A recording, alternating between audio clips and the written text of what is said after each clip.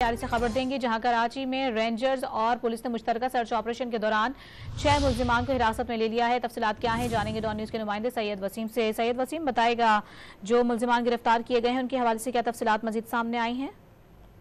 जी देखें, मुश्तरका सर्च और combing operation के दौरान 6 मुल्जिमान को हिरासत में लिया गया है। ये ऑपरेशन पाकिस्तान रेंजर्स सिंध और पुलिस का इंटेलिजेंस मालूमात की बुनियाद पर कराची के इलाके फूल पत्ती लेन लियारी में स्ट्रीट क्रिमिनल मंशियात फरोशों और गैर कानूनी असलहा रखने और जराइम पेशा अफराद के खिलाफ था, जिसमें जो है वो 6 मुल्जिमान जिनको गिरफ्तार किया गया उनके कब्जे से 2 अदद 9mm पिस्टल, 4607 ग्राम चरस और कार और नकदी भी बरामद की गई है। गिरफ्तार मुल्जिमान को बिमा असलहा और मसरूका सामान मजीद कानूनी कार्रवाई के लिए पुलिस के हवाले कर दिया गया है।